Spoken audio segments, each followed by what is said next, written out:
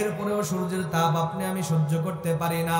আল্লাহ তাআলার নবী বলেন, কোন বর্ণনায় পাওয়া যায় সূর্যের মুখ হলো 12টা, আবার কোন কোন বর্ণনায় পাওয়া যায় সূর্যের মুখ হলো 9টা। আল্লাহ তাআলার নবী বলেন, হাসরের ময়দানে বান্দার সোহাত মাথার উপরে সূর্য চলে আসবে। আল্লাহ তাআলার অর্ডার, আল্লাহ তাআলা ডেকে ডেকে বলবেন, সূর্য আজকে হাসরের ময়দানে তোমার 12টা মুখ দিয়ে তাপ দাও। আল্লাহ তাআলার অর্ডারে সূর্য মানুষের মাথার উপরে চলে আসবে। এই সূর্যটা দুনিয়ার জমিনে তাপ দেওয়ার সাথে সাথে জমিনটা তামা হয়ে যাবে। ওই হাসরের ময়দানে সূর্যের কঠিন তাপে মানুষের মাথার ঠুলিটা ফেটে যাবে, মাথার মগজগুলা টকবক টকবক টকবক টকবক করে ফুটতে থাকবে রে মুসলমান। মানুষের শরীর ঘামতে ঘামতে এত পরিমাণ পানি হয়ে যাবে, শরীরের ঘামের পানির মধ্যে মানুষ হাবুডুবু খাইতে থাকবে। এমন কঠিন মুসিবতের সময় আল্লাহ তাআলার নবী বলেন, ও উম্মতের দল, আল্লাহ তাআলা 7 শ্রেণীর ব্যক্তিকে ডেকে ডেকে বলবেন, এই বান্দাদের দল, আয় আয় আয়, তোদেরকে ওই সূর্যের তাপ মাথার মধ্যে লাগতে দিব না রে গোলাম, আয় তোরা এদিকে আগাইয়া আয়, তোরা ওই সূর্যের তাপ সহ্য করতে পারবি না পারবি না। আমি আল্লাহ তাআলা আজকে হাসরের ময়দানে এই সূর্যের তাপ বান্দা তোর মাথার মধ্যে লাগতে দিব না। আল্লাহ তাআলার নবী বলেন, ওই হাসরের ময়দানে আল্লাহ তাআলা ডেকে ডেকে বলবেন, আল্লাহ তাআলার নবী বলেন 7 শ্রেণীর ব্যক্তিকে আল্লাহ তাআলা ডেকে ডেকে ওই কঠিন মুসিবতের সময় আল্লাহ তাআলা আল্লাহর আরশে আযমের নিচে ছায়া দান করবেন। সুবহানাল্লাহ। আল্লাহ তাআলার নবী বলেন, সাবাতুন ইউজিল্লুহুমুল্লাহ ফি দিল্লিহি ইয়াওমা লা দিল্লা ইল্লা দিল্লুহু। আল্লাহ তাআলার নবী বলেন, 7 শ্রেণীর ব্যক্তিকে আল্লাহ তাআলা ডেকে ডেকে বলবেন, এরে বান্দা এদিকে আয়, ওই হাসরের ময়দানে সূর্য তোর মাথার মধ্যে লাগতে দিব না। কয় শ্রেণীর মানুষ? জোরে বলেন, কয় শ্রেণীর মানুষ? 1 নম্বরে আল্লাহ তাআলার নবী বলেন, ইমামুল আদল, ন্যায়পরায়ণ বাদশা হওয়া লাগবে। ন্যায়পরায়ণ কি? ন্যায়পরায়ণ বাদশা হওয়া লাগবে, নিষ্ঠাচার বিচারক হওয়া লাগবে। বাদশা কাকে বলা হয়? বলে যারা আমরা মনে করি যারা ক্ষমতার চেয়ারে বসে থাকে তারাই মাত্র ক্ষমতার মালিক, এরাই হলো বাদশা, ঠিক কিনা? আমরা মনে করি যারা ক্ষমতার চেয়ারে বসে থাকে এরাই হলো বাদশা, আমরা সব প্রজা, ঠিক কিনা? আমরা মনে করি দুনিয়ার সব মানুষ প্রজা, যারা ক্ষমতার চেয়ারে বসে এরাই হলো মাত্র বাদশা, ঠিক কিনা? কিন্তু আল্লাহ তাআলার নবী বলেন, রে বান্দা, না না, দুনিয়ার প্রত্যেকটা মানুষই হলো বাদশা। কারো রাজত্ব বড়, কারো রাজত্ব ছোট, এতটুকুই মাত্র ব্যবধান। এছাড়া দুনিয়ার প্রত্যেকটা মানুষ হলো বাদশা। আল্লাহ তাআলা কাউকে একটা রাজ্যের বাদশা বানায় দিয়েছেন, কাউকে একটা দেশের বাদশা বানাইছেন, কাউকে আল্লাহ তাআলা একটা বিভাগের বাদশা বানাইছেন, কাউকে আল্লাহ তাআলা একটা জেলার বাদশা বানায় দিয়েছেন, কাউকে আল্লাহ তাআলা একটা থানার বাদশা বানিয়ে দিয়েছেন, আবার কাউকে আল্লাহ তাআলা একটা ইউনিয়নের বাদশা বানাইছেন, কাউকে ওয়ার্ডের বাদশা বানাইছেন, কাউকে একটা পরিবারের বাদশা বানাইছেন, কাউকে আল্লাহ তাআলা একটা গ্রামের বাদশা বানাইছেন। আল্লাহ তাআলা যাকে কোনো ধরনের দায়িত্ব দেয় নাই, ওই বান্দাটাকে আল্লাহ তাআলা 3.5 হাত বডির বাদশা বানিয়ে দিয়েছেন, ঠিক কি না? দুনিয়ার সব মানুষ হলো রাষ্ট্রপ্রধান, কাউকে আল্লাহ তাআলা একটা দেশের রাজ্যপ্রধান বা রাষ্ট্রপ্রধান বানিয়ে দিয়েছেন, কাউকে বিভাগীয় রাষ্ট্রপ্রধান বানাইছেন, কাউকে জেলার রাষ্ট্রপ্রধান বানাইছেন, কাউকে থানার বানাইছেন, কাউকে ইউনিয়নের বানাইছেন, কাউকে ওয়ার্ডের বানাইছেন, কাউকে একটা গ্রামের বানাইছেন, কাউকে একটা বাড়ির বানাইছেন, কাউকে একটা পরিবারের বানাইছেন। যাকে আল্লাহ তাআলা কোনো রাজত্ব দেয় নাই, শেষ পর্যায়ে 3.5 হাত বড়ির রাজত্বের তাকে বাদশাহী দান করেছে, ঠিক কিনা বলেন? আল্লাহ তাআলার নবী বলেন, হে উম্মতেরা, দুনিয়ার সব মানুষ বাদশা। কাউকে আল্লাহ তাআলা কারো রাজ্য বড় বানায় দিয়েছেন, কারো রাজ্য ছোট বানায় দিয়েছেন। যার কোনো দায়িত্ব নাই তাকে আল্লাহ তাআলা 3.5 হাত বডির রাজত্ব দান করেছেন। এই 3.5 হাত বডি, এটাও একটা রাজ্য। হাত আল্লাহ তাআলা দান করছেন, এই হাত আপনার আমার প্রজা, এই হাতকে হেফাজত করার দায়িত্ব আমার। এই হাত দিয়া গুনার কাজ করব না, এই হাত দিয়া অবৈধভাবে মানুষের জিনিস ধরব না, এই হাত দিয়া মানুষের উপরে জুলুম করব না, এই হাত দিয়া মানুষের জিনিস চুরি করব না, এই হাত দিয়া গুনার কাজ করব না। তাহলে হাত এটা একটা প্রজা, এই হাতের উপরে তাহলে ইনসাফ করা হবে। হাত দিয়া যদি বান্দা গুনার কাজের মধ্যে লেগে যায় তাহলে হাতের উপরে জুলুম করা হবে, ঠিক কিনা? যেই বান্দা জুলুম করবে এই বান্দাটা জালেম হয়ে যাবে। হাত আল্লাহ তাআলার দরবারে দাঁড়াইয়া দাঁড়াইয়া ডেকে ডেকে বলবেন, ও দয়ার মালিক, এই বান্দাটা দুনিয়ার জমিনে আমি তার হাত ছিলাম একটা প্রজা, আমি হাত দ্বারা জুলুম করেছে, এই হাত দ্বারা গুনার কাজ করেছে। আল্লাহ, আপনি এই বান্দাকে জান্নাতের মধ্যে দিয়েন না। আমি হাত সাক্ষী দিতেছি, আপনি এই বান্দারে জাহান্নামের মধ্যে দিয়া দেন। জবান আল্লাহ তাআলা দান করছে, জবান 3.5 হাত বডির মধ্যে একজন প্রজা। চোখ আল্লাহ তাআলা দান করছে, চোখ এটা আপনার আমার প্রজা। কান আল্লাহ তাআলা দান করছেন, কান আল্লাহ তাআলা বলেন এটা বান্দা তোমার প্রজা। পা আল্লাহ তাআলা দান করছেন, পা এটা হলো আপনার আমার প্রজা। প্রজা হয়ে মালিক হয়ে প্রজাদের উপরে জুলুম করা যাবে না। যদি জুলুম করেন তাহলে আপনি জালেম হয়ে যাবেন। আর জালেমদের জন্য আল্লাহর জান্নাত কখনো দেওয়া, জালেমদের জন্য আল্লাহর জান্নাত হারাম হয়ে যাবে। কেমনে আল্লাহ তাআলা আপনাকে আমাকে আপনার আমার শরীরের বডির প্রত্যেকটা প্রজাদেরকে জ্বালাইতে বলছেন। আল্লাহ তাআলার নবী বলেন, এরে গোলাম, হাত দিয়া যদি গুনাহ করো তাহলে হাতের উপরে জুলুম করা হয়ে যাবে। কান আল্লাহ তাআলা দান করছেন, কান দিয়া কোরআনের তেলাওয়াত শোনো। দুনিয়ার জমিনে আল্লাহ তাআলা কত সুন্দর সুন্দর আওয়াজ দিয়েছেন, এগুলা শোনো। তাহলে কানের উপরে ইনসাফ করা হবে। পা আল্লাহ তাআলা দান করছেন, পা দিয়া ভালো কাজের মধ্যে হেঁটে যাও। মসজিদে 5 ওয়াক্ত নামাজের জন্য যাও, এই পা দিয়া মাহফিলের ময়দানে তুমি যাও, এই পা দিয়া তুমি তোমার মা বাবার খেদমতের জন্য হেঁটে হেঁটে যাও। জবান আল্লাহ তাআলা দান করছেন, এই জবান দিয়ে আল্লাহর কোরআন পড়ো। জবানের উপরে ইনসাফ করা হবে। বান্দা জবান দিয়া যদি কাউকে গালি দাও, জবান দিয়া যদি মিথ্যা কথা বলো, এই জবান দিয়া যদি কাউকে কটু কথা বলো, তাহলে এই জবানের উপরে জুলুম করা হবে, আপনি হয়ে যাবেন জালেম। চোখ আল্লাহ তাআলা দান করছে, আল্লাহ তাআলার কোরআন আছে, কোরআন দেখে দেখে পড়ো। আল্লাহ তাআলা পড়বেন, অর্থ না জানলেও আল্লাহ তাআলা সওয়াব দান করবেন। এই চোখ আল্লাহ তাআলা দিয়েছেন, মা বাবার চেহারার মধ্যে তাকান। আল্লাহ তাআলার নবী বলেন, কোন বান্দা যদি মা বাবার চেহারার মধ্যে মায়ের নজর দিয়া তাকায়, আল্লাহ তাআলার নবী বলেন বান্দা কবুল হজের সওয়াব বান্দার আমলনামার মধ্যে দেওয়া হয়। চোখ আল্লাহ তাআলা দান করছে, মসজিদের দিকে তাকাও, কাবার দিকে তাকাও, আলেম ওলামার দিকে তাকাও। আল্লাহর নবী বলেন, আল্লাহ তাআলার নবীর প্রিয় সাহাবী আবু হুরায়রা রাদিয়াল্লাহু তাআলা আনহু বলেন, এরে নবীর উম্মতের দল, আল্লাহ তাআলার নবী বলেন, কোন বান্দা যদি আলেম ওলামার চেহারার মধ্যে তাকায়, আল্লাহ তাআলার নবী বলেন, এরে বান্দা, তুমি কোন আলেমের চেহারার মধ্যে তাকাইলা না, বরং তুমি আমি নবীর চেহারার মধ্যে তাকাইলা। সুবহানাল্লাহ। আল্লাহ আল্লাহ क्या मुबारक नाम है, अल्लाह अल्लाह आशिकों का काम है, अल्लाह अल्लाह तू मेरा माबूद है, अल्लाह अल्लाह तू मेरा माशूक है। আল্লাহ তাআলার নবী বলেন, দুনিয়ার সব মানুষ হলো বাদশা। কাউকে আল্লাহ তাআলা বড় রাজত্বের মালিক বানায়া দিয়েছেন, কাউকে আল্লাহ তাআলা ছোট রাজ্যের বাদশা বানায়া দিয়েছেন।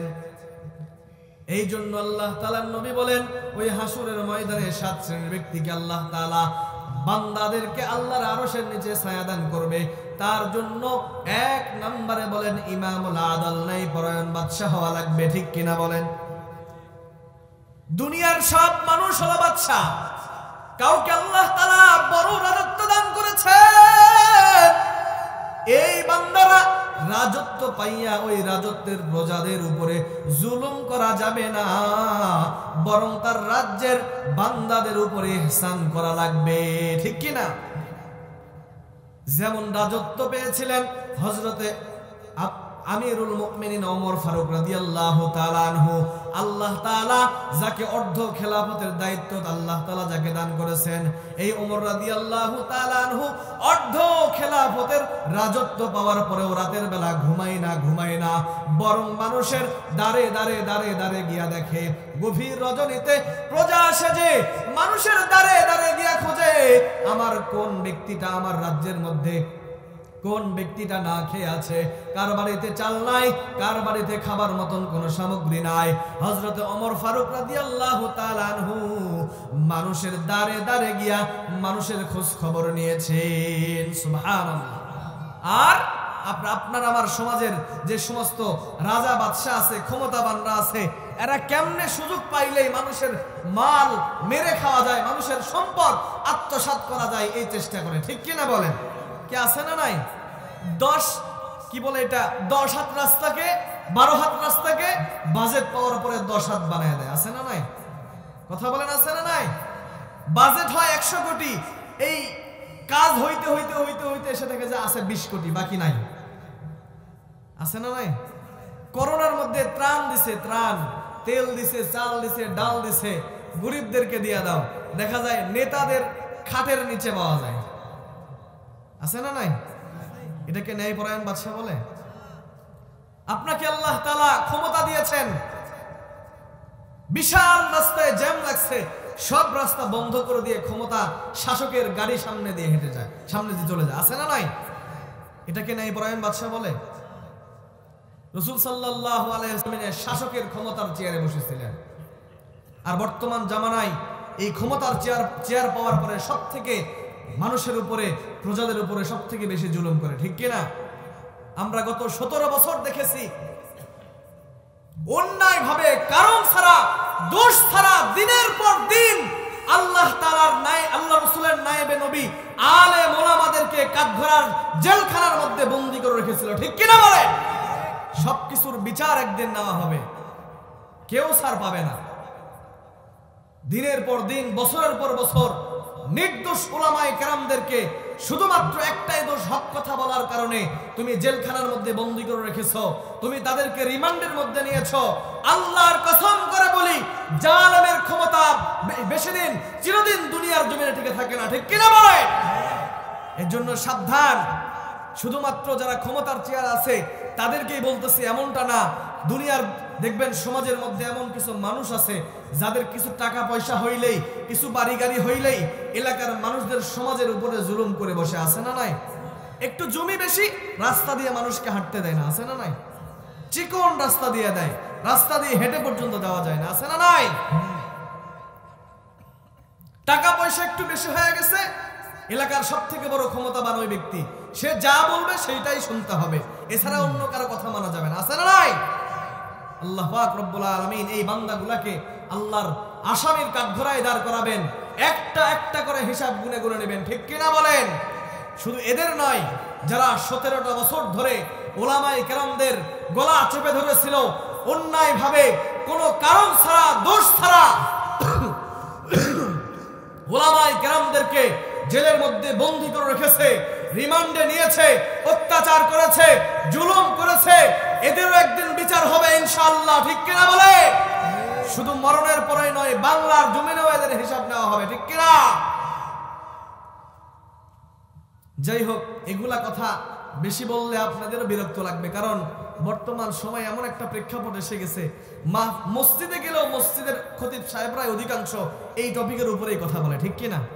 তো এইসব কথা বলে আপনাদেরকে বিরক্ত করতে চাই না। তো যেটা আমার আজকের মেন টপিক, বুঝানোর একটা টপিক, সেটা হলো আল্লাহ রাসূল বলেন যে 7 শ্রেণীর ব্যক্তিকে আল্লাহ তাআলা হাসরের ময়দানে ডেকে ডেকে জান্নাতের মধ্যে ছায়া দান করবেন। হাসরের ময়দানে এদেরকে আল্লাহ তাআলা আরশে আজিমের নিচে ছায়া দান করবেন। তার মধ্যে 1 নম্বরে কি? ন্যায়পরায়ণ বাদশা। মনে রাখবেন, 1 নম্বরে ন্যায়পরায়ণ বাদশা, 2 নম্বরে আল্লাহ রাসূল সাল্লাল্লাহু আলাইহি ওয়াসাল্লাম বলেন ওয়াশাবুন নাশা বিইবাদাতিল্লাহ। আল্লাহ তাআলার নবী বলেন 2 নম্বরে ওই যুবককে আল্লাহ তাআলা ডেকে ডেকে ডেকে ডেকে আল্লাহর হাসরের ময়দানে আরশে আজিমের নিচে ছায়া দান করবেন। ওই যুবক, যেই যুবক তার যৌবন কালটাকে আল্লাহ তাআলার ইবাদতের মধ্যে কাটায়া দেয়। এরে নবীর উম্মতের দল, ও পর্দার অন্তরালের আম্মা জানেরা, ও বৃদ্ধ বাবাজিরা, ও যুবক ভাইয়েরা, আজকে এই সমাজের মধ্যে যুবকরা আছে, তারা তাদের যৌবন কালটাকে আল্লাহর ইবাদতের মধ্যে কাটায় না, আল্লাহ তাআলার বندگির মধ্যে কাটায় না, বরং 24টা ঘন্টা বান্দা গুনাহের মধ্যে কাটায়। কথা বলেন ঠিক কিনা? আছে না নাই? আল্লাহ তাআলার নবী বলেন, 2 নম্বরে ওই যুবক, যে যুবক যৌবনকাল পাওয়ার পর বান্দা তার যৌবনকালটাকে মেয়েদের পিছনে কাটায় না, মোবাইলের পিছনে কাটায় না, গুনাহের পিছনে কাটায় না, মদ জুয়া ফ্যান্সিডিজের পিছনে কাটায় না, ফ্রি ফায়ারের পিছনে কাটায় না, ফেসবুকের মধ্যে কাটায় না, বরং যে যুবক যৌবনকালে আল্লাহর ইবাদতের পিছনে সময় কাটায়, আল্লাহ তাআলার নবী বলেন, হাসরের ময়দানে এই বান্দাগুলোকে আল্লাহ তাআলা ডেকে ডেকে ডেকে ডেকে ডেকে ডেকে বলবেন, এরে যুবকের দল, আয় এদিকে আগাই আয়। দুনিয়ার জমিনে কত বান্দারা গুনাহের কাজ করছেন, স্বাধীনতা পাওয়ার পর মোবাইলে সময় কাটাইছে, কত বান্দা মসজিদে যায় নাই, দিনের পর দিন কাঁথামুড়ি দিয়ে ঘুমাইছো, কিন্তু তুই যুবক যৌবনকালে দুনিয়ার রং তামাশার পিছনে সময় কাটাও নাই, মোবাইলের পিছনে কাটাও নাই, মেয়েদের পিছনে কাটাও নাই, তুই যুবক যৌবনকালে আমি আল্লাহ তাআলার ইবাদতের মধ্যে কাটিয়ে দিয়েছো। এরে যুবক, আয় আয়, তোরে আজকে হাসরের ময়দানে ওই সূর্যের তাপ মাথার মধ্যে লাগতে দিব না। এরে যুবক, আয় আয়, এদিকে আগাই আয় আয়, তোরে আমি আল্লাহ তাআলা আমার আরশে আজিমের নিচে ছায়া দান করে দিব। সুবহানাল্লাহ। এরে যুবক ভাইরা, কয়দিন আর গুনাহের পিছনে সময় কাটাইবা? গতকাল গুনাহ করেছ যুবক, আল্লাহ না করুক যদি তোমার এই রাতের মধ্যে মৃত্যুবরণ হয়ে যায়, আল্লাহর কসম করে বলি জাহান্নাম ছাড়া কোনো উপায় থাকবে না, আর ওই জাহান্নামের আযাব সহ্য করার ক্ষমতা আপনার আমার নাই। ঠিক কি না? আল্লাহ তাআলার নবী বলেন, ওয়া মান ইয়ামাল মিসকালা যাররাতিন শাররান ইয়ারা। এরে নবীর উম্মতের দল, আল্লাহ তাআলা বলেন, ওয়া মান ইয়ামাল মিসকালা যাররাতিন শাররান ইয়ারা। এরে বান্দাদের দল, এরে যুবক, ও পর্দার অন্তরালের আম্মা জান, ও যুবতী বোন, আল্লাহ তাআলা বলেন, এক জাররা পরিমাণ গুনাহ নিয়ে যদি কবরে যাও, এরে নবীর উম্মতের দল, আল্লাহ তাআলা বলেন, কবরের 2 পাশের মাটি এমন জোরে চাপ মারবে, এক পাজরের হাড় আরেক পাজরের মধ্যে ঢুকে যাবে। রে মুসলমান, ওই কবরের আযাব সহ্য করার ক্ষমতা নাই। গুনাহ নিয়ে যদি কবরে যাও, ওই কবরটা তোমার সাপ বিচ্ছু দিয়া ভরিয়া যাবে রে ভাই। দুনিয়ার জমিনে আল্লাহ তাআলা কত প্রমাণ দিতেছেন, আপনারা হয়তো দেখেছেন, কারো কবরের মধ্যে দেখবেন আগুন জ্বলে সাপ বিচ্ছু দেখা যায়, আছে না নাই? এরে নবীর উম্মতের দল, এগুলা সব গুনাহগারদের কবর। আর দেখবেন কত কবরের লাশ 30 বছর 40 বছর পর দুনিয়ার জমিনে তাজা পাওয়া যায়, আছে না নাই? এরে নবীর উম্মতের দল, এই বান্দাগুলা হলো দিনদার বান্দা, যারা যৌবনকালে আল্লাহর ইবাদতের মধ্যে সময় কাটাইছে। এরে যুবক ভাই, যৌবনকালটাকে আল্লাহর ইবাদতের মধ্যে কাটাও। এরে যুবতী বোন, কয়দিন আর রূপের বাহাদুরি করবা? ও আম্মা জানেরা, কয়দিন আর সৌন্দর্যের বড়াই করবেন রে আম্মা জান? একটুখানি লক্ষ্য করে দেখেন, আপনার শাশুড়ির চেহারার মধ্যে তাকান, আপনার মায়ের চেহারার মধ্যে তাকান রে আম্মা জান। এরাও কিন্তু একদিন আপনাদের মতন সুন্দরী ছিল, তাদের চেহারা সুন্দর ছিল, তাদের শরীরের চামড়াগুলা টাইট ছিল। আজকে বয়সের কারণে দেখেন তাদের চামড়াগুলা কিন্তু জড়ো জড়ো হয়ে গেছে। এমন চেহারার অবস্থা, একটা বৃদ্ধ মানুষও কিন্তু তার চেহারার দিকে তাকাইতে চায় না। ঠিক কিনা বলেন? এরে আম্মা জান, আপনি যে লাল টুকটুকে বেনারসি শাড়ি পরিয়া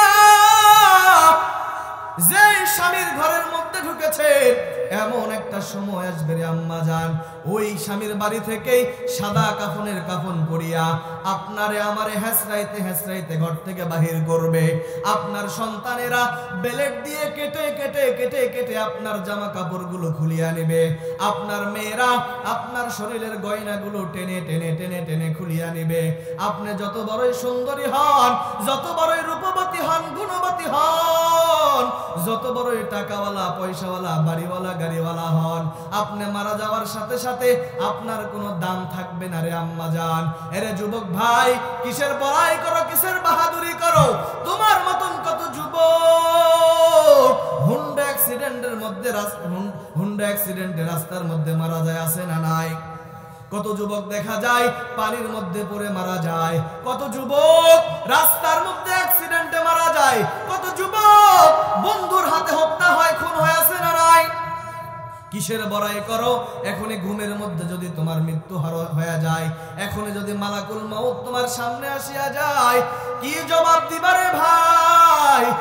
তুমি তো গতকালকেই গুনাহ করেছো, গান বাজনার আয়োজন করেছো। এরে যুবক ভাই, কিসের বড়াই করো, কিসের বাহাদুরি করো? এখনই মালাকুল মউত সামনে যদি দাঁড়ায়া যায়, বলো কি জবাব তুমি দিবা? মালাকুল মউত আজরাইলকে ডেকে ডেকে যদি বলো, আজরাইল দুনিয়ার গোটা রাজত্বের মালিক তোমারে বানায় দেব, এর যুবক ভাইরা বলো, ওই আজরাইল তোমার একটা সেকেন্ড সময় বেশি দিবে নাকি? বলেন, বেশি দিবে? যদি আজরাইলকে ডেকে ডেকে বলো, এরে মালাকুল মউত আজরাইল তোমারে আমার জীবনের সব সম্পত্তি লিখিয়া দিব, দুনিয়ার সব থেকে ধনী তোমারে বানায়া দিব, তুমি আমারে একটা মিনিটের জন্য সময় দাও। একটু চিৎকার দিয়া বলেন, সময় দিবে নাকি? দিবে না রে ভাই। এখনই যদি তুমি মারা যাও, কত যুবক ঘুমের ঘরেও মারা যায়, আছে না নাই?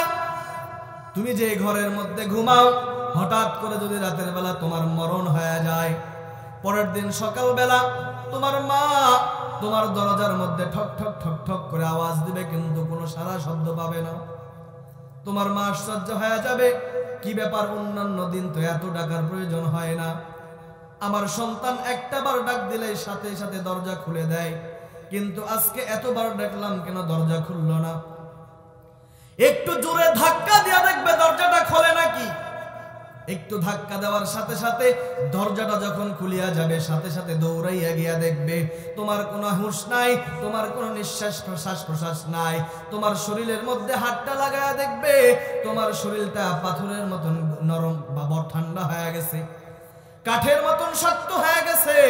তোমার মা চিৎকার দিয়া দিয়া বলবে, কে কোথায় আছো, তাড়াতাড়ি আয়, আমার কলিজার টুকরা সন্তান আর দুনিয়ার জমিনে নাই। সাথে সাথে এলাকার লোকজন দৌড়াবে, তোমার বাবাই দৌড়াবেন, তোমার চাচারা দৌড়াবে, চাচিরা দৌড়াবে, সাথে সাথে মসজিদের মধ্যে এলান হয়ে যাবে, অমুক এলাকার মধ্যে অমুকের সন্তান অমুক যুবক আজকে দুনিয়ার জমিনে নাই। এরে যুবক ভাই, একদল দৌড়াবে কলা পাতা কাটার জন্য, একদল দৌড়াবে বাঁশ বাগানে বাঁশ কাটার জন্য, কেউ দৌড়াবে ওই দোকান থেকে কাফনের কাফন আনার জন্য। কেউ তোমারে আর মহব্বত করবে না, ভালোবাসবে না। যেই মাটা তোমারে এত পরিমাণ মহব্বত করতো রে ভাই, ওই মা কলিজা ফাটাইয়া চিৎকার করে করে কান্না করবে, কিন্তু তুমি সন্তানের জবাব দেওয়ার মতন আর কোনো ক্ষমতা থাকবে না, ঠিক কিনা? তুমি বড় লাশ হয়ে পড়ে থাকবে রে যুবক। কয়দিন আর কানের মধ্যে হেডফোন লাগায় গুনাহ করবা? একটা বারের জন্য কেন তুমি চিন্তা করো না? তুমি যেই সময় কানের মধ্যে হেডফোন লাগাইয়া গান শোনো, গুনাহের কাজ করো, ওই সময় যদি মালাকুল মউত তোমার সামনে দাঁড়ায়া যায়, বলো তুমি কি জবাব দিবা? আর ওই অবস্থায় যদি তোমার মরণ হয়, বলো তোমার জান্নাত নসিবে থাকবে নাকি জাহান্নাম হয়ে যাবে? এরে যুবক ভাই, দুইটা পা যদি আগাইয়া দাও, তোমার পায়ে ধরে বলে যেতে চাই, রে ভাই, আমিও তো একটা যুবক, তুমিও তো একটা যুবক, আমিও একটা মায়ের সন্তান, তুমিও একটা মায়ের সন্তান। তুমি যেই মায়ের দুধ খাইয়া বড় হইছো, আমিও ওইরকম একটা মায়ের দুধ খাইয়া বড় হইছি, তোমারে যে আল্লাহ তাআলা বানাইছেন আমারে ওই আল্লাহ তাআলা বানাইছে। তুমি যে আল্লাহর নিয়ামত খাও আমি ওই আল্লাহর নিয়ামত খাই। তুমি যেই নদীর মাছ খাও, যেই পানির মাছ খাও, আমিও সেই নদীর মাছ খাই, সেই পানির মাছ খাই। আজকে একই যুবক, তোমারও যৌবনের চাহিদা আছে, আমার যৌবনের চাহিদা আছে। তুমি তোমার যৌবনের তাড়নায় গান শোনো, আমিও শুনতে পারতাম, কেউ বাধা দিত না, কেউ নিষেধ করতো না রে ভাই। আমি আজকে এই দিনের লাইনে না চলিয়া দুনিয়াবিও হতে পারতাম, কিন্তু মাদ্রাসায় পড়ে দেখলাম, আল্লাহর কোরআন পড়ে দেখলাম, হাদিস পড়ে দেখলাম, একটা কথাও সত্য মিথ্যা নয়। এক জাররা পরিমাণ গুনাহ নিয়ে যদি কবরে যাও, বা কবরের দুই পাশের মাটি এমন জোরে চাপ মারবে রে ভাই, কবরের আযাব সহ্য করার ক্ষমতা নাই। এরে আম্মা জানেরা, আপনাদেরকে মনে চাই না রে আম্মা জান, আপনাদের একটা সন্তান কোরআন পড়নেওয়ালা সন্তান হবে। আপনার সন্তান আপনি মা মারা যাওয়ার পরে, আপনি বাবা মারা যাওয়ার পরে আপনার কবরের পাশে দাঁড়াইয়া দুটা হাত তুলিয়া আল্লাহর কাছে ডেকে ডেকে বলবেন, ও দয়ার মালিক, আমার মা আমার বাবা আমারে মানুষ করতে গিয়া কত কষ্ট করেছে রে আল্লাহ, কতদিন 5 ওয়াক্ত নামাজ পড়তে পারে নাই, রমজান মাসে রোজা রাখতে পারে নাই, কতদিন তুমি আল্লাহর ইবাদত করতে পারে নাই। ও দয়ার মালিক, ওই মা বাবার জন্য আমি সন্তান কবরের পাশে হাত উঠাইলাম। এরে আম্মা জান, আপনারা তো দুনিয়ার সাধারণ কোন নারী নয়, আপনারা হলেন আম্মা জান ফাতেমা, আম্মা জান আয়েশা রাদিয়াল্লাহু তাআলা আনহার মতন নারী, আপনারা হলেন ফাতেমা রাদিয়াল্লাহু তাআলা আনহার মতন নারী, আপনারা হলেন মরিয়ম আলাইহাস সালামের মতন নারী, আপনারা হলেন ফেরাউনের বিবি আসিয়ার মতন নারী। এরে আম্মা জান, আপনারা দুনিয়ার সাধারণ কোন মা নয়, আপনারা হলেন নবীদের মায়ের মতন মা, আপনারা হলেন ওলিদের মায়ের মতন মা, আপনারা হলেন শাহজালাল রহমাতুল্লাহি আলাইহির মা, আপনারা হলেন শাহপরান রহমাতুল্লাহি আলাইহির মা, আপনারা হলেন বাইজিদ বোস্তামি রহমাতুল্লাহি আলাইহির মা। এরে আম্মা জান, ওই মায়ের ভাগ্য কত ভালো, যে মায়ের সন্তান হয় এই জামানার বড় আলেম, ওই মায়ের মতন ভালো মা বাবা দুনিয়ার জমিনে আর কেউ নাই। যে মা বাবার সন্তানের পিছনে দাঁড়াইয়া হাজার হাজার মানুষ নামাজের জন্য দৌড়ায়, ওই মা বাবার মতন ভালো মা বাবা দুনিয়ার জমিনে আর কেউ নাই। যে মায়ের পেছনে, যে মায়ের সন্তানের পেছনে দাঁড়াইয়া হাজার হাজার মানুষ দোয়ার জন্য দৌড়ায়, ওই মা বাবার মতন ভালো মা বাবা দুনিয়াতে আর কেউ নাই। যে মায়ের সন্তানের পেছনে দাঁড়াইয়া হাজার হাজার মানুষ তারাবির নামাজের জন্য দৌড়ায়, ওই মা বাবার মতন ভালো মা বাবা দুনিয়াতে আর কেউ নাই। এরে আম্মা জান, আপনার কি মনে চাই না আপনার একটা সন্তান কোরআন পড়নেওয়ালা হবে, হাজারো মানুষের সামনে এমন বসে বসে বসে বসে কোরআনের আলোচনা শোনাবে? আল্লাহর কসম করে বলি রে আম্মা জান, একটা সন্তানকে কোরআনওয়ালা বানানোর কারণে সম্মান কমবে না, কমবে না, কমবে না। আমাদেরও মা আছে, আল্লাহর কসম করে বলি রে আম্মা জান, আমাদের মা বাবা বড় সৌভাগ্য মা বাবা, তারা নিজেদেরকে বড় গর্বিত মনে করে, তারা আমি সন্তানকে নিয়ে বড় গর্ববোধ করে এলাকার মানুষের কাছে মহব্বত নিয়ে আনন্দের সাথে সুনাম করতে পারে রে আম্মা জান। আপনাদেরকে মনে চাই না, আল্লাহর কসম করে বলি আম্মা জান, একটা দিনদার নেককার সন্তান যদি দুনিয়ার জমিনে রাখিয়া যাইতে পারেন, কবরে গিয়াও এই সন্তানের ওসিলায় আপনার জান্নাত নসিব হয়ে যাবে, ঠিক কি না? এই জন্য যুবক ভাইদেরকে বলতে চাই, যে সমস্ত যুবক গতকাল গানের আয়োজন করছে, গতকাল নৃত্যের আয়োজন করছে, গুনাহের আয়োজন করছে, এই যুবক ভাইদের কানের মধ্যে মাইকের আওয়াজ যাইতেছে, এরা যদি এখনো মাহফিলের প্যান্ডেলে এসে বসে আল্লাহর কাছে তওবা করে, আমি গুনাহগারের সাথে হাত উঠায় চোখের পানি ফেলে গুনাহ তওবা করে, আল্লাহ তাআলা এই যুবকদের গুনাহ মাফ করে দিবেন। কথা বলেন ঠিক কি না? কি বলেন, দিবেন কি দিবেন না? আপনাদের কি খারাপ লাগতেছে? কষ্ট হইতেছে আপনাদের? কয়টা বাজে? সময় হয়ে গেল নাকি? কষ্ট হইতেছে আপনাদের? আর কিছুক্ষণ চলবে তো ইনশাআল্লাহ। তাহলে 2 নম্বরে কার নাম বলতেছিলাম? ওই যুবক, যে যুবক যৌবন কালে আল্লাহ তাআলার রাস্তায় সময় কাটায়, ইবাদতের রাস্তায় সময় কাটায়, ঠিক কিনা? ওই যুবককে আল্লাহ তাআলা হাসরের ময়দানে কষ্ট দিবেন না, বরং বলবেন, যুবক আসো, তুমি ওই সূর্যের তাপ সহ্য করতে পারবা না, তোমার জন্য আমি আল্লাহ তাআলা হাসরের ময়দানে আরশে আজিমের নিচে ছায়া রেখেছি, তুমি যুবককে আমি আল্লাহ তাআলা দিব। এই কারণে ওই হাসরের ময়দানে যুবক ভাইরা ছায়া চান কি চান না? জোরে বলেন, চান কি না? কারা কারা চান? দুটো হাত আল্লাহকে দেখায় দেন। লিল্লাহি তাকবীর, নারায়ে তাকবীর। আল কোরআনের আলো ঘরে ঘরে জালো, নারায়ে তাকবীর। চলবে আর কিছুক্ষণ? কতক্ষণ চলবে? ওই যে একজন না বলছে এখানে, চলবে তো। 2 নম্বরে আল্লাহ তাআলা রাসূল বলছেন যে ওই যুবক, যে যুবক যৌবন কালে আল্লাহর রাস্তায় তার সময় কাটায়, ঠিক কি না?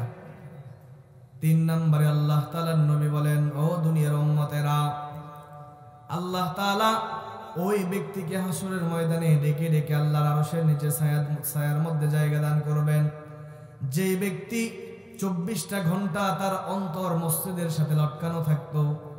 বান্দা জোহরের নামাজের সময় মসজিদের মধ্যে প্রবেশ করছেন, আল্লাহ তাআলার কুদরতি পায়ের মধ্যে সেজদা লাগাইছেন, আবার মসজিদ থেকে বাহির হওয়ার সাথে সাথে অন্তরের মধ্যে একটা জ্বালা শুরু হয়ে গেছে। কখন আবার আসরের আজান হয়, আমি বান্দা মসজিদে গিয়ে আল্লাহ তাআলার নামাজ আদায় করব। আসরের আজান হয়ে গেল, বান্দা মসজিদের মধ্যে চলে যায়।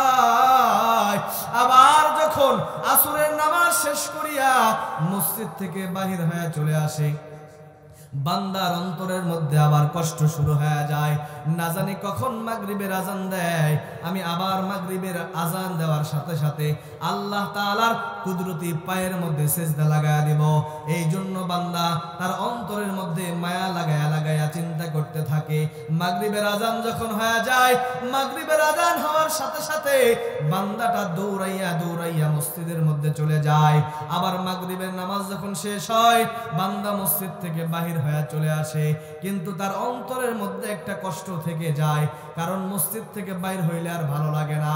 দেখবেন আছে আবার যখন এশার আজান হয়, বান্দা এশার আজান দেওয়ার সাথে সাথে মসজিদের মধ্যে যায়।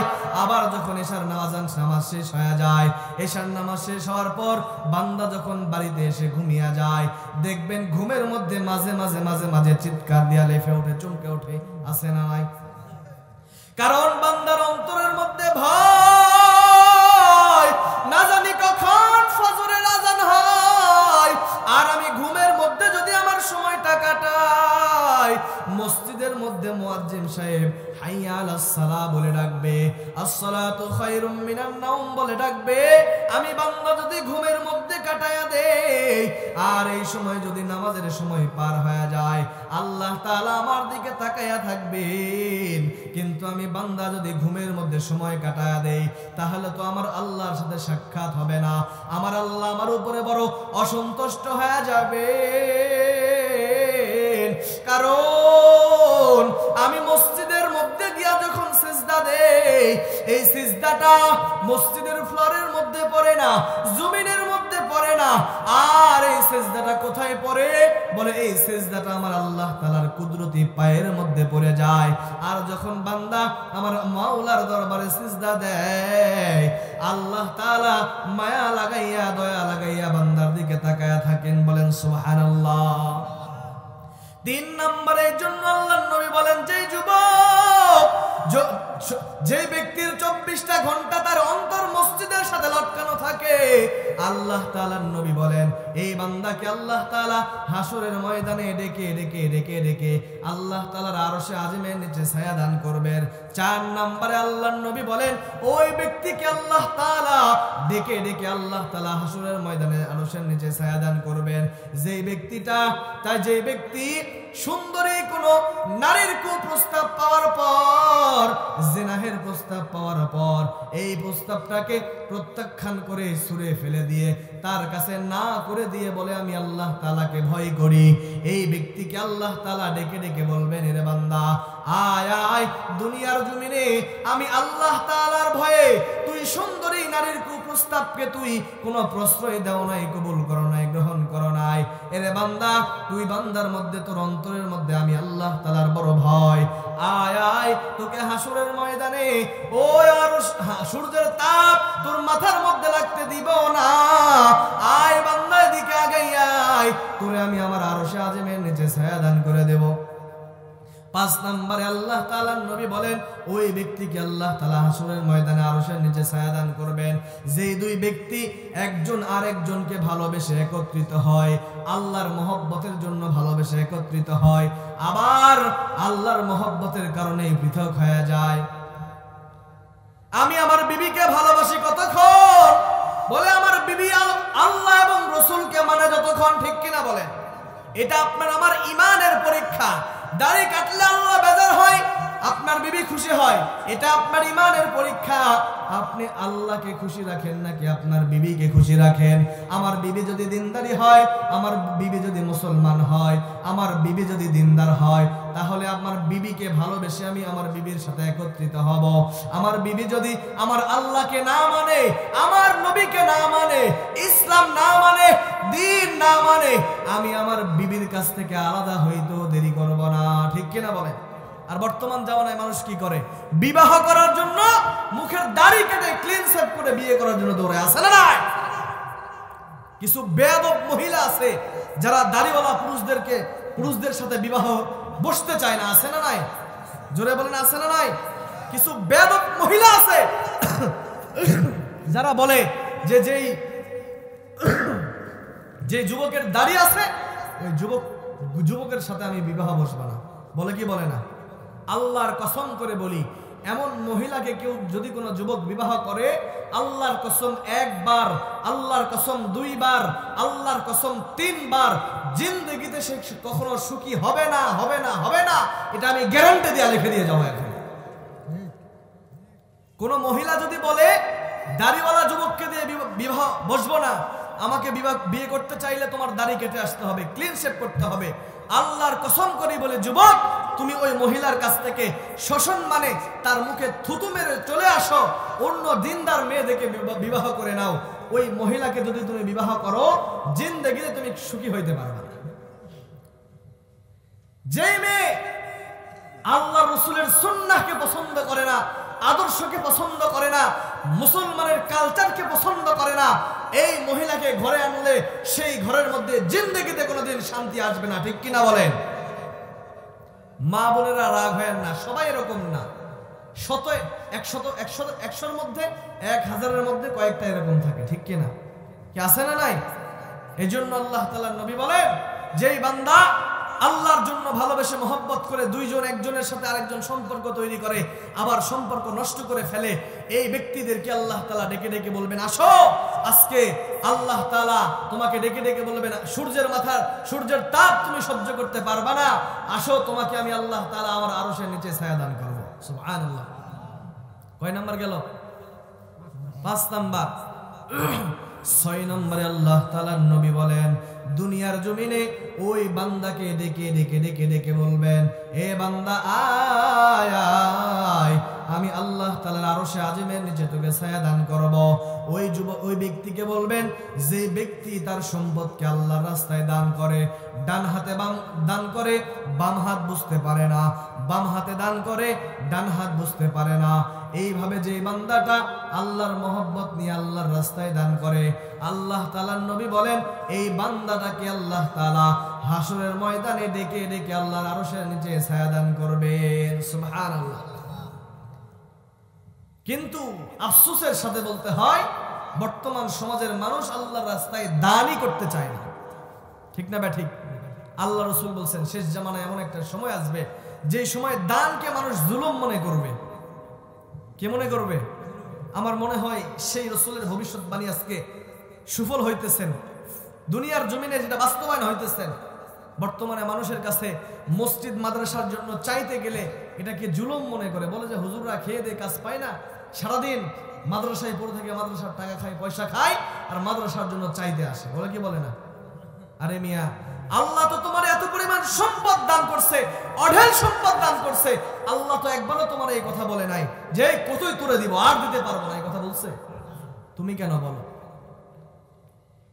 এটা আল্লাহর সাথে নেমোখারামি করা হয়, আল্লাহর সাথে নাফরমানি করা হয়। আল্লাহ সম্পদ দিতে তো তোমাকে কোনো কুটুলতা করে নাই, তোমাকে সম্পদ আল্লাহ দিতেছেন, এখানে কোনো কৃপণতা করে নাই, তুমি কৃপণতা করো কেন? দান করলে সম্পদ বাড়ে না কমে? জোরে বলেন, বাড়ে না কমে? দান করলে শুধু সম্পদ বাড়ে না, হায়াত বৃদ্ধি হয়, বালা মুসিবত থেকে আল্লাহ তাআলা আপনাকে আমাকে হেফাজত পর্যন্ত করে। দাউদ নবীর জামানায় পয়গম্বর দাউদ আলাইহিস সালাতু ওয়াস সালাম তার উম্মতদেরকে নিয়ে এরকম বয়ান করে করে করে করে শোনাইতেন। হযরতে দাউদ আলাইহিস সালাম তার মজমার মধ্যে মাঝে মাঝে মালাকুল মউত আজরাইল উপস্থিত হয়ে যাইতেন। ওই আজরাইল মাঝে মাঝে তার সাথে সাক্ষাৎ করতেন। হযরতে দাউদ আলাইহিস সালাম একদিন লক্ষ্য করে দেখেন তার ডান পাশে একজন উম্মত বসা, এক বান্দা বসা। একটু পরে তার বাম পাশে এসে মালাকুল মউত আজরাইল বসে যায়। হযরতে দাউদ আলাইহিস সালাতু ওয়াস সালাম লক্ষ্য করে দেখলেন এই মালাকুল মউত তার উম্মতের দিকে বড় বড় চোখ করে তাকায় আছেন। হযরতে দাউদ আলাইহিস সালাতু ওয়াস সালাম মালাকুল মউত আজরাইলকে ডেকে ডেকে বলেন, এরে মালাকুল মউত আজরাইল, তুমি আমার উম্মতের দিকে এত বড় বড় চোখ করে তাকায় আছো, কারণটা কি? আমি পয়গম্বর দাউদকে জানায়া দাও। হযরতে দাউদ আলাইহিস সালাতু ওয়াস সালামকে মালাকুল মউত ডাক দিয়া বলেন, ও পয়গম্বর, কিছুক্ষণ পরে আপনার এই উম্মতটা দুনিয়ার জমিন থেকে মৃত্যুবরণ করবেন, আল্লাহ তাআলার দরবারে ধরা দিয়া চলে যাবেন, এই জন্য আমি তার দিকে বড় বড় চোখ করে তাকায় আছি। মজমা শেষ হয়ে গেল, এই বান্দাটা যখন উঠে চলে গেল, পরের দিন আবার যখন মজমা শুরু হয়ে গেল, পয়গম্বর দাউদ আলাইহিস সালাতু ওয়াস সালাম লক্ষ্য করে দেখলেন যে বান্দাটার মৃত্যু হওয়ার কথা, এই বান্দা মরে নাই, এই বান্দা তার সামনে হাজির হয়ে যায়। আবার মালাকুল মউত কিছুক্ষণ পরে তার সামনে হাজির হয়ে যায়। পয়গম্বরে দাউদ আলাইহিস সালাম ডেকে ডেকে বলে, মালাকুল মউত, তুমি যে আমারে বললা এই বান্দাটা কিছুক্ষণ পরে মৃত্যুবরণ করবে, কিন্তু না না, সেও মরে নাই, আমার সামনে বসিয়া আছে। তুমি মালাকুল মউত, তুমিও তো আমার বাম পাশে দাঁড়ায় আছো, কি ব্যাপার? তুমি কি আমার সাথে মিথ্যা কথা বলো, মস্কারি করো নাকি? মালাকুল মউত ডাক দিয়া বলেন, ও পয়গম্বর দাউদ, আমি মস্কারি করি না গো পয়গম্বর দাউদ। গতকাল যখন এই বান্দাটা এই জায়গা থেকে উঠে যাওয়ার সময় গেটের মধ্যে যখন দাঁড়ায়া যায়, এমন সময় একজন সাইল ভিক্ষুক তার সামনে দাঁড়ায়া যায়। তার সামনে দাঁড়াইয়া আল্লাহ তাআলার নামে তার কাছে হাত পেতে দেয় আর ডেকে ডেকে বলেন, ভাই, আল্লাহর ওয়াস্তে আমি ভিক্ষুককে কিছু দান করো, সাহায্য করো।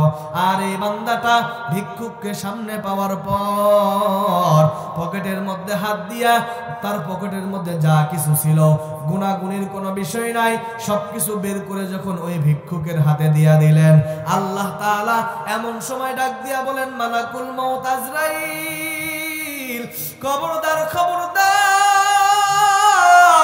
আমার ওই বান্দার শরীরের মধ্যে টাচ করবি না, কারণ এই বান্দা আমার প্রতি বড় মহব্বত করে, আমি আল্লাহকে বড় ভালোবাসে। এই জন্য যখন কোনো বান্দা আমি আল্লাহ তাআলার নামে তার সামনে হাত পাতায়া দেয়, বিনা দেখায় তার পকেটের মধ্যে যা কিছু ছিল সব কিছু আমি আল্লাহর জন্য বাহির করিয়া দেয়। এরে মালাকুল মউত আজরাইল, খবরদার, এই বান্দার শরীরের মধ্যে হাত লাগাবি না, আমি আল্লাহ তাআলা তোরে অর্ডার দিয়া দিলাম রে আজরাইল। ওই বান্দার পকেটের মধ্যে কত টাকা ছিল দুনিয়ার কেউ জানে না, এমনকি ওই বান্দা নিজেও জানে না, কিন্তু আমি আল্লাহ তাআলা জানি। এর আজরাইল, ওই বান্দার পকেটের মধ্যে 6 দিরহাম ছিল, দুনিয়ার কেউ জানে না, আমি আল্লাহ তাআলা জানি। এই 6 দিরহাম গুনাহ সারা পকেট থেকে বের করিয়া ওই ভিক্ষুকের হাতে দেওয়ার কারণে আমি আল্লাহ তাআলা ওই বান্দার উপরে বড় খুশি হয়ে গেলাম।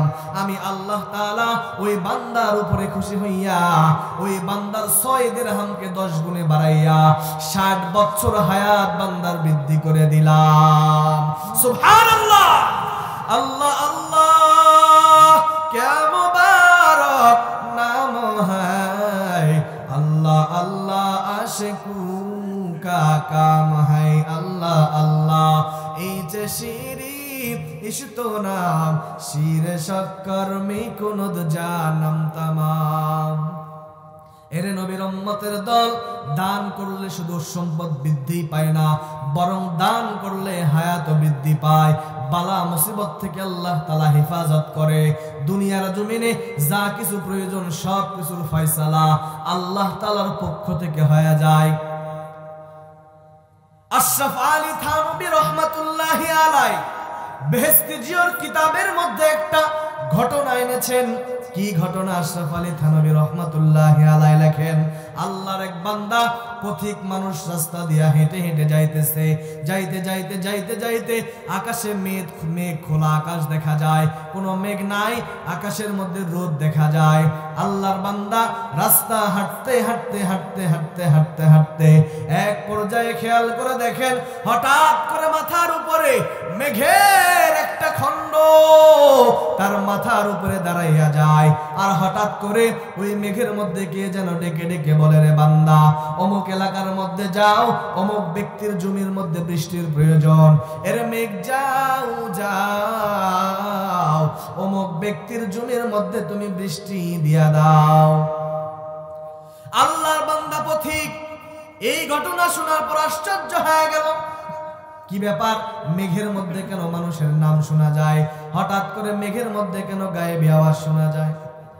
আল্লাহর বান্দা পথিক আশ্চর্য হইয়া ওই মেঘের পিছু পিছু যাওয়া শুরু করলেন। যাইতে যাইতে যাইতে যাইতে হঠাৎ করে লক্ষ্য করে দেখলেন, জমির মধ্যে হঠাৎ করে পাথরের মধ্যে একটা ব্যক্তি জমির মধ্যে কোদাল দিয়া কেটে কেটে কেটে কেটে জমির আইলগুলো উঁচু করে বেঁধে নিতেছেন। হঠাৎ করে এই মেঘ গিয়া ওই জমির উপরে দাঁড়াইয়া যায়, আর ওই জমির উপরে মুষলধারে বৃষ্টি হওয়া শুরু হয়ে যায়। বৃষ্টি হইতে হইতে হইতে হইতে যখন পরিপূর্ণ বৃষ্টি, যখন জমিনের মধ্যে পানি জমিয়া গেল, হঠাৎ করে মেঘের পানি তখন থামিয়া গেল। আল্লাহর বান্দা আশ্চর্য হয়ে গেল, কি ব্যাপার? এই পাথরের মধ্যে এতগুলা জমি আছে, কারো জমির মধ্যে বৃষ্টি হয় নাই, কেবলমাত্র শুধুমাত্র এই ব্যক্তির জমির মধ্যে বৃষ্টি হইল, কারণটা কি? আল্লাহর বান্দা এবার ওই জমিওয়ালার কাছে গিয়া দাঁড়ায়া গেলেন, আর ডেকে ডেকে বলেন, ভাই, তুমি এমন জীবনে কি আমল করো, আমলটার কথা জানায়া দাও, যে আমলের কারণে তোমার জমিনের মধ্যে বৃষ্টি হইল আর কারো জমিনের মধ্যে বৃষ্টি নাই। ওই আল্লাহর বান্দা ডেকে ডেকে বলে, ভাই, আমার জীবনে এমন কোনো আমল নাই যে আমলের দ্বারা আমার আল্লাহ তাআলা আমার উপরে বড় খুশি হয়ে যাবে। এমন কোনো আমল নাই যে আমলের কারণে আমার আল্লাহ বড় আমার উপরে সন্তুষ্ট হয়ে যাবে। আমার জীবনে এমন কোনো বড় আমল নাই যে আমলের কারণে আল্লাহ আমার উপরে বড় সন্তুষ্ট হয়ে যাবে। তবে একটা আমলের কথা বলতে পারি, যে আমলটা আমি প্রতিনিয়ত করে যাই। ওই পথিক ডাক দিয়া বলে, কি আমল? তুমি একটু আমারে জানাইয়া দাও।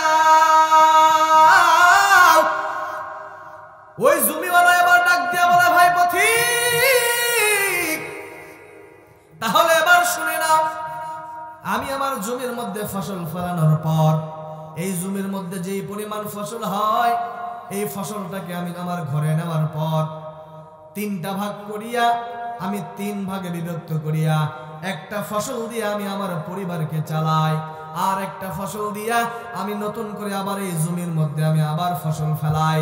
3 নাম্বার যেই ভাগটা থাকে, এই ভাগ দিয়া আমি আমার পরিবার চালাই না, জমির মধ্যে নতুন করে ফসল ফলাই না, বরং এই ভাগটা দুনিয়ার কোনো কাজে লাগাই না, আমি আমার বিলাসিতার মধ্যে লাগাই না, আমি আমার সন্তানকে দেই না, বিবিকে দেই না, আমি আমার মা বাবাকে দেই না, দুনিয়ার জমিনে কাউকে দেই না দেই না দেই না, বরং এই 3 নাম্বার ভাগটা আমি আমার আল্লাহ তাআলার রাস্তায় দান করিয়া দেই। সুবহানাল্লাহ।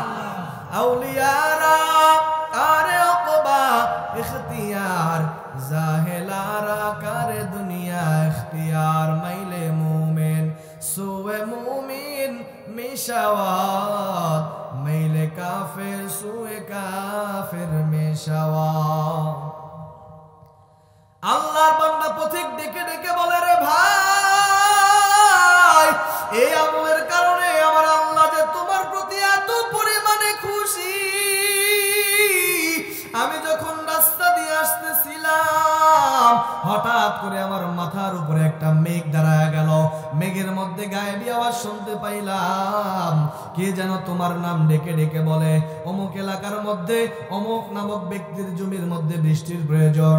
এরে মেঘ যাও যাও যাও যাও, এই ব্যক্তির জমির মধ্যে বৃষ্টি দিয়া দাও।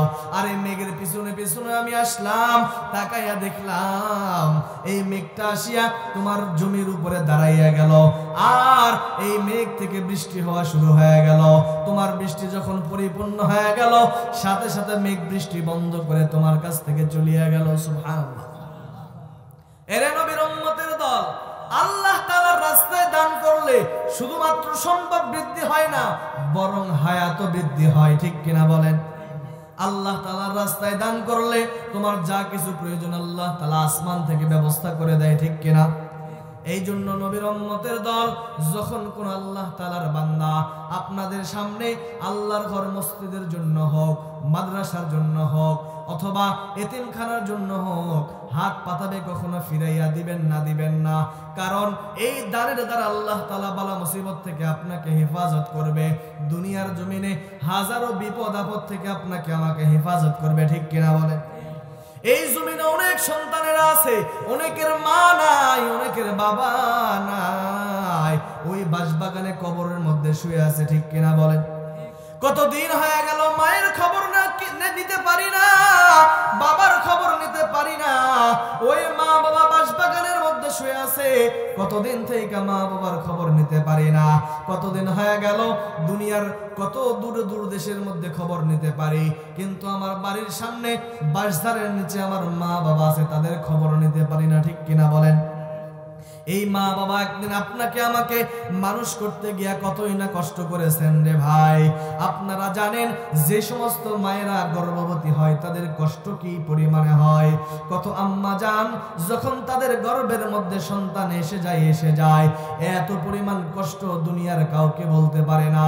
5 মাস 6 মাস 7 মাস যখন সন্তানের বয়স হয়, এই গর্ভবতী মা সারা রাত জাগিয়া কাটাইয়া দেয়। ডান দিকে ঘুমাইতে গেলে ঘুমাইতে পারে না, সন্তান পেটের মধ্যে একটা লাথি মেরে দেয়, মা 2টা চোখের পানি ছেড়ে দেয়, আবার বাম দিকে গিয়া ঘুমাইতে চায়। বাম দিকে গিয়া যখন ঘুমাইতে চায়, এই মা বাম দিকে যখন ঘুমাইতে যায়, সন্তান তখন পেটের মধ্যে আবার লাথি মারিয়া দেয়। দেখবেন এই মা চিৎকার দিতে পারে না, চোখের পানি ছাড়িয়া দেয়, মুখের মধ্যে কাপড় চাপে ধরিয়া মা চিৎ হয়ে যখন ঘুমাইতে যায়, সন্তান ওই অবস্থায় যখন আবার পেটের মধ্যে একটা লাথি মেরে দেয়, ওই মা আর কান্না বন্ধ রাখতে পারে না। মা চিৎকার দিয়া উঠছে, পাশে থেকে আমার বাবা ডেকে ডেকে বলে, রে বিবি এত রাতে তুমি কান্না কেন করো, আমারে জানাও। মায়ের চিৎকার পাইয়া পাশের রুম থেকে দাদা দাদি দৌড়াইয়া আসে, ডেকে ডেকে বলে, বৌমা এত গভীর রজনীতে কেন চিৎকার দাও? ভাই বোনেরা দৌড়াইয়া আসে, বলে, মা কেন চিৎকার দাও? মা কথা বলতে পারে না, কষ্ট সহ্য করতে না পারিয়া মুখের মধ্যে কাপড় দিয়া চোখের পানি ছেড়ে দেয়, আর ডুকরিয়া কান্না করে করে বলে, ভাই ও আম্মা জানেরা, ও স্বামী আমার, এই সন্তানকে পেটের মধ্যে ধরতে গিয়ে আমি মা এত পরিমাণে কষ্ট সহ্য করতেছি, এই কষ্টের কথা দুনিয়ার কেউ জানে না, একমাত্র আমার আল্লাহ তাআলা জানে, আর আমি মা জানি। এর নবীর উম্মতের দল, জানো এই মা বাবা কি পরিমাণে আপন। ওই রাজশাহী মেডিকেল কলেজের মেডিকেল হাসপাতালের একটা ঘটনা, একদিন একটা মা তাকে তার প্রসব করার জন্য যখন হাসপাতালে নেওয়া হলো, ওই আম্মাজানকে হাসপাতালে অপারেশন থিয়েটারের মধ্যে যখন নেওয়া হলো, এই মহিলাকে ডাক্তাররা যখন অপারেশনের জন্য চেষ্টা করতেছে, কিছুতেই সন্তানকে বাহির করতে পারে না। এক পর্যায়ে ডাক্তাররা ডেকে ডেকে বলে, হে ডাক্তারের দল, একটা আপনাকে আমাকে সিদ্ধান্ত নেওয়া লাগবে। কি সিদ্ধান্ত নেওয়া লাগবে? বলে এই গর্ভের মধ্যে দুইজনকে বাঁচানো সম্ভব না, হয় তার সন্তানটাকে বাঁচাও, না হয় এই মাটাকে বাঁচাও। এই জন্য কি করা লাগবে? বলে এই মহিলা, গর্ভবতী মহিলার স্বামীকে ডাকো। গর্ভবতী মহিলার স্বামীকে ডাকা হলো। তাকে ডেকে ডেকে বলা হয়, আরে গর্ভবতী মহিলার স্বামী, তোমার একটা সিদ্ধান্ত নেওয়া লাগবে। বলে কি সিদ্ধান্ত? বলে তুমি তোমার সন্তান চাও নাকি তোমার বিবি চাও? দুইজনকে বাঁচানো সম্ভব নয়, হয় তোমার সন্তানকে বাঁচাও, না হয় তোমার বিবিকে বাঁচাও। দুইজনকে বাঁচানো কিছুতেই সম্ভব নয়। আল্লাহর ওই বান্দা কিছু বলতে পারে না, থ হয়ে বসে রইলেন। শেষ পর্যায়ে ডাক্তাররা নিজে নিজে পরামর্শ নিয়ে নিলেন, এই পুরুষকে বললে হবে না, বরং আমাদেরকে সিদ্ধান্ত নেওয়া লাগবে। কি সিদ্ধান্ত নেওয়া লাগবে? বলে গাছ যদি বেঁচে থাকে তাহলে ফলের অভাব নাই, কিন্তু গাছ যদি মারা যায় তাহলে ফল কোনোদিন আসবে না। এই জন্য কি করা যায়?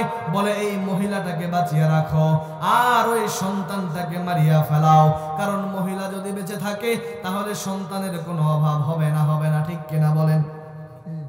ডাক্তারেরা তখন অপারেশন থিয়েটারের মধ্যে ঢুকিয়া এমন যখন তারা পরামর্শ করতেছেন, এদিক দিয়া ওই গর্ভবতী মায়ের কানের মধ্যে এই ঘটনা শোনা পাইছেন। ওই গর্ভবতী মা ডেকে ডেকে ডেকে ডেকে বলে, ও ডাক্তারেরা, খবরদার, এরে ডাক্তারের দল, আমি তোমাদের দুইটা পা ধরে বলি রে ভাই, দরকার হলে তুমি আমি মায়ের জীবনটাকে নিয়ে নাও, এরপরেও আমার সন্তানকে মারিও না। আমি আমার সন্তানের জন্য মা জীবন দিয়া দিতে প্রস্তুত আছি। ওয়াকাদা রাব্বুকা আল্লা তা'বুদু ইল্লা ইয়্যাহু ওয়া বিল ওয়ালিদাইনি ইহসানা। আল্লাহ তাআলা বলেন, তোমরা সেই দিনকে ভয় করো যেই দিন তোমরা আমি আল্লাহ তাআলার সামনে দাঁড়াইবা। আমি আল্লাহ তাআলার সামনে প্রত্যাবর্তন করে দাঁড়াইয়া যাইবারে মুমিন। সেই দিন কোন দিন? হাসরের ময়দানের কথা আল্লাহ তাআলা বলেছেন। ওই মুসিবতের সময় আল্লাহ তাআলা 7 শ্রেণীর ব্যক্তিকে ডেকে ডেকে আল্লাহর আরশে আজিমের নিচে ছায়া দান করবেন। বলেন সুবহানাল্লাহ। 7 নম্বরে আল্লাহ তাআলা বলে, গোলাম,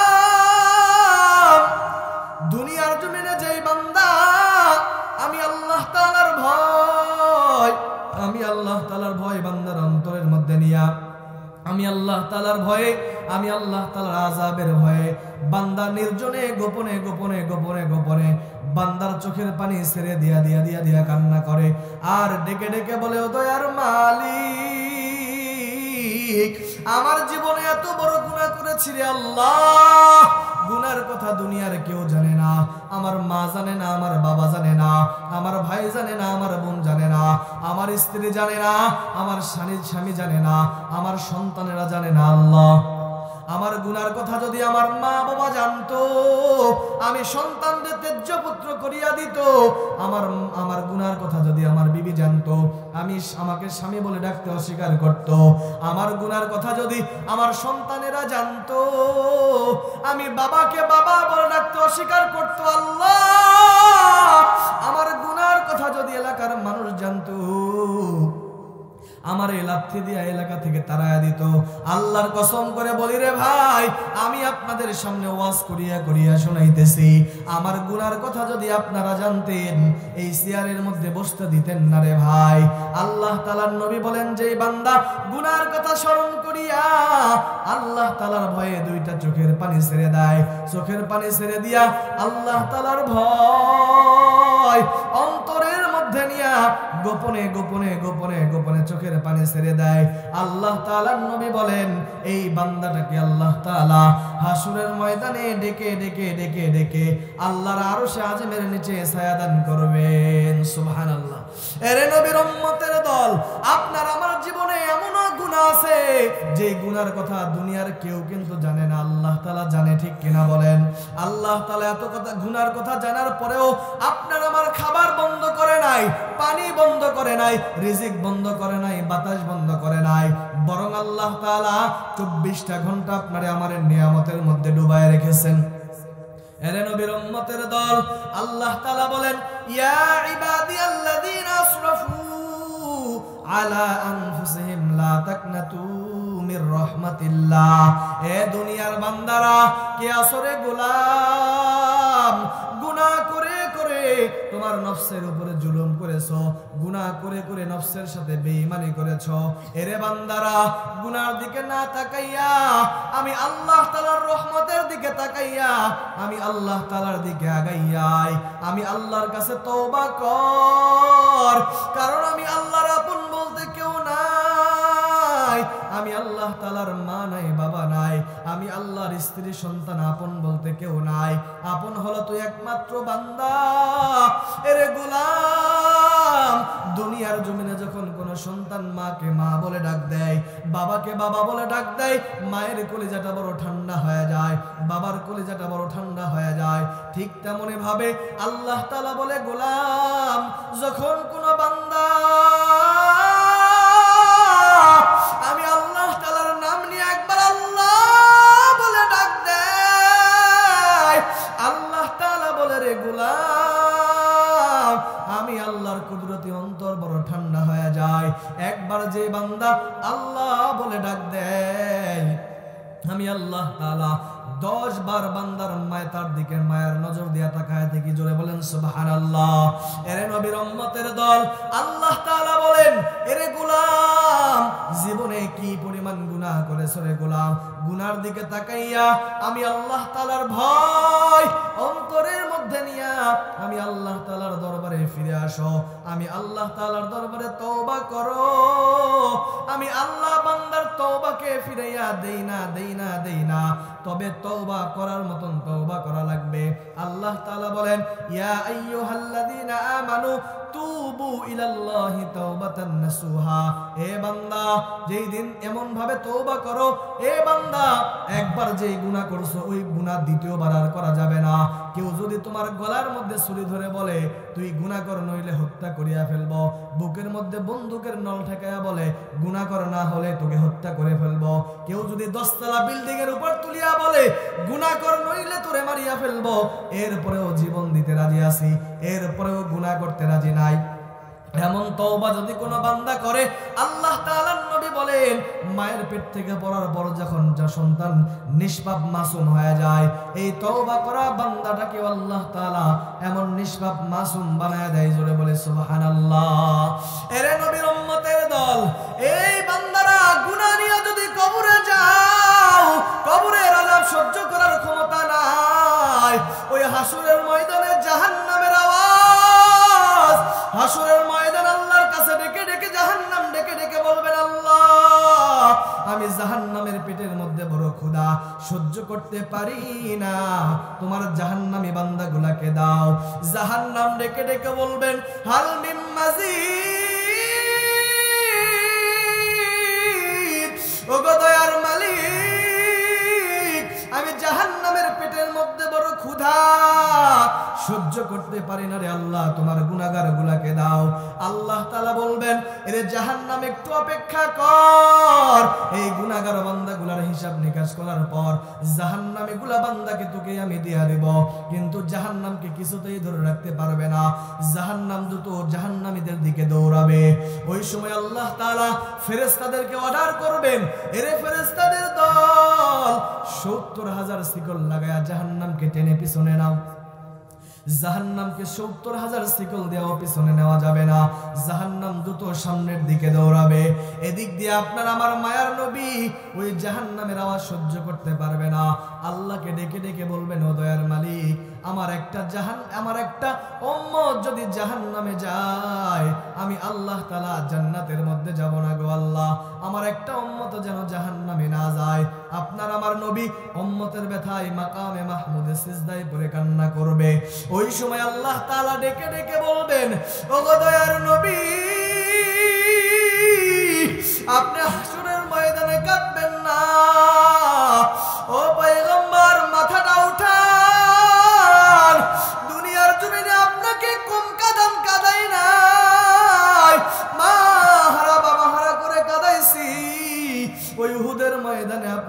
কত কষ্ট করেছেন গো পয়গম্বর।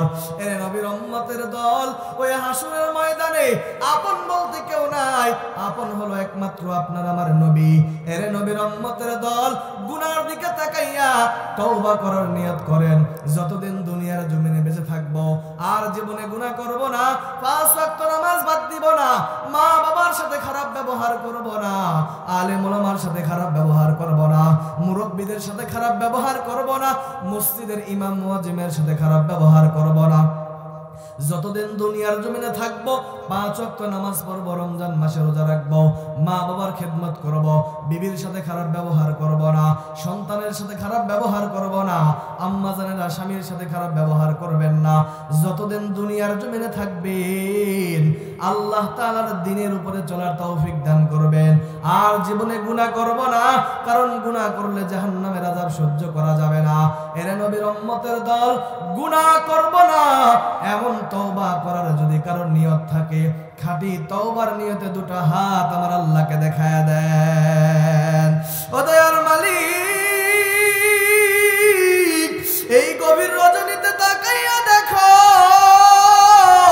তোমার বান্দারা তওবার নিয়তে হাত উঠাইছে। আল্লাহ, আয় রব্বুল আলামিন আমাদের হাতগুলাকে কবুল করিয়া নাও।